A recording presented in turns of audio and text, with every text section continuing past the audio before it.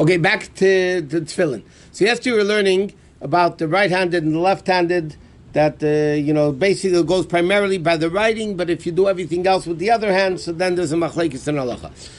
Okay, what happens, God forbid, somebody becomes, I'm not going to say what the halachas are, because just issues to keep in mind.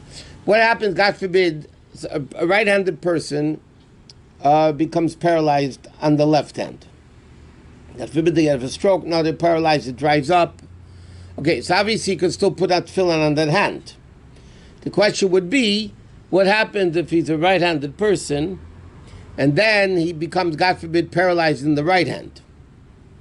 And now he's doing everything with the left. Does he become a left-handed? Does he, there's a lot of different opinions, a lot of different, so God forbid it shouldn't happen. If it happens, the shaila needs to be asked, to practically speaking, what you do. Another practical thing is, people have casts, right? They break, God forbid, they break their arm, and they have a cast. Okay? So, if the cast doesn't go all the way up to the shoulder, so in other words, the cast goes a little bit past the elbow, that you could still put the tefillin box on the skin itself. You put it on, you make a bracha, and then you just wrap the straps over the cast. If, God forbid, the cast goes all the way up to the shoulder, so then you really can't put on tefillin. You can't put it definitely with a bracha. You can't do. So you have to put on the tefillin on the hand without a bracha, and then you put on the head tefillin with the bracha mitzvah tefillin, because there's a chatzitza, there's a separation. Or God forbid, if somebody would have a bandage over the head, for surgery. Would put on the right hand in that case? Huh? That would have a full cast. They wouldn't put on the right hand. No, because the obligation is to put it on the left.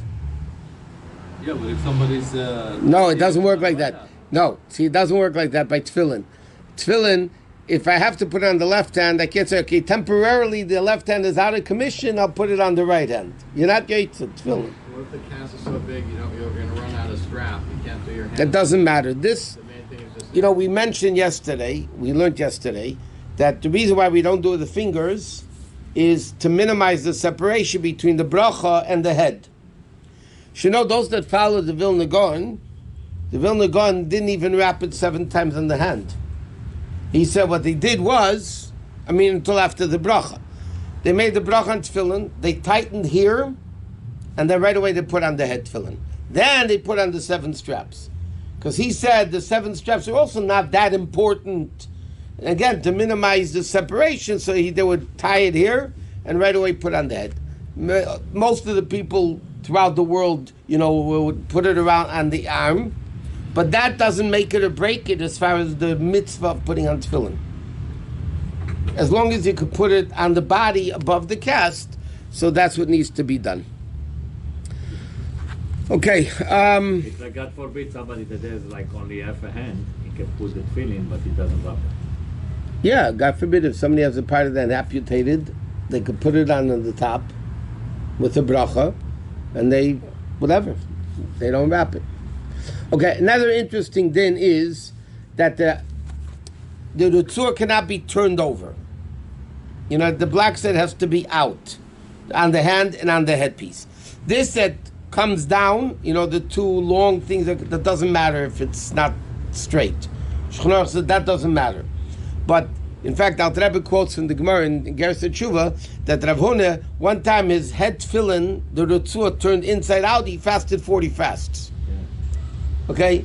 Even in Kitzur, he says if it happens, you should fast. Okay, Lepel, we don't do that today. What's the reason for that? Because he wasn't engaged in the mitzvah of tefillin. No, it was not because he had a hesed that he had he wasn't. No, because it turned inside out. But it wasn't because he wasn't focusing on his tefillin on the spot. No, that's not the reason. And what about the ones that's black on both sides? Okay, so that's what some people want to say. That's the advantage of black on both sides. It doesn't matter, but it's not so simple. The black on both sides is not such a simple issue. Okay, anyway, it's also a custom, God forbid, that if the tefillin fall on the floor, but not in the case, not in the bag. If they fall in the bag, it's not a problem. Even if they fall in the box, what's called the sheitel that covers it, it's also not. It's a problem, but you don't. If the tefillin themselves fall on the floor, the custom is you fast. If somebody is not able to fast, it should be deemed the fast for tzedakah. But they have rugs here now. Doesn't matter, it's still the floor. It's still the floor. Did your rabbi said that? But if it fall on when the you put table? tefillin, your kavanah is you're balancing brain and heart Your mind and heart to God. Yes. to God, or balancing it together? No. You're binding your mind and heart to Hashem. That's the mitzvah of tefillin, the kavanah that somebody has when they put on tefillin. When somebody wrapping the tefillin, let's say they fell on the table. That's like No, table is not a problem. The table is not a problem. Okay, we learned if you take off your tefillin in the middle of davening and you put them back on, you have to make a new bracha. Okay, another interesting thing is while the tefillin, every so often during davening you touch the tefillin. Okay, one of the reasons for that is because the Gemara says that when a person puts on tefillin, when they're wearing tefillin, they should have what's called a hesech hadas, removing the mind from it. They shouldn't, because tefillin is so holy.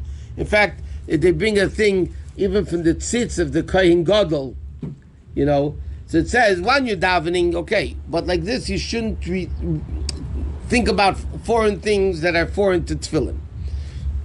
And therefore, you're not supposed to eat when you're tefillin. You can drink a little bit. Even that, I don't know. A lot of people lately started drinking wearing tefillin. I know we never grew up with people seeing people drink when they wear tefillin. I don't know. Today, a lot of people are doing it. Halachically, you could do it. You can eat or drink or coffee or this a little bit. You don't sit down and eat a meal in tefillin. But the pearl, sleeping, you can't. So therefore, one of the reasons why we touch the tefillin is just to keep focused on the tefillin. So we touch it by Pesachas Yadacha, like we learned. Chabad custom is Yotzer or by the Cheshech. Yotzer hand tefillin by the Cheshech, the head tefillin. Some other people do it earlier in Yehichvei by Yismuchu Hashemayim V'Sogel Ha'aretz. Pazzi Yismuchu Hashemayim V'Sogel Ha'aretz. Okay, so Yismuchu Hashemayim V'Sogel Ha'aretz is an acronym Yud Kei Vav Kei. Yismuchu Hashemayim V'Sogel Ha'aretz is Yud Kei Vav Kei. So some people touch the tefillin then. We don't. By Krishma, when you mention Kshartam Leisay Yadacha, when we talk about the tefillin, then obviously we touch the hand tefillin, the head tefillin, just to remind us that we shouldn't lose it. Okay. Now we also discussed that the kedusha of the head tefillin is greater than the kedusha of the hand tefillin, because the hand tefillin is only one box, one long. In fact, there are 4 Torah portions in tefillin. Okay. The Shalyad is written on one long, very long, narrow piece of parchment. You have the 4 parshas of the tefillin written on that long thing. The head tefillin, each parsha is written on a separate parchment, and the head tefillin inside, if you ever see the inside of the tefillin, it's 4 compartments. So, in fact, it's late already, but the whole argument between Rashi and Rabbeinu Tam and all the other opinions is what the order of the parashiyos are in the tefillin. How do you put them in the tefillin? What's the order? And that we'll get to. Okay. Is it only in head tefillin or the hand tefillin? Both.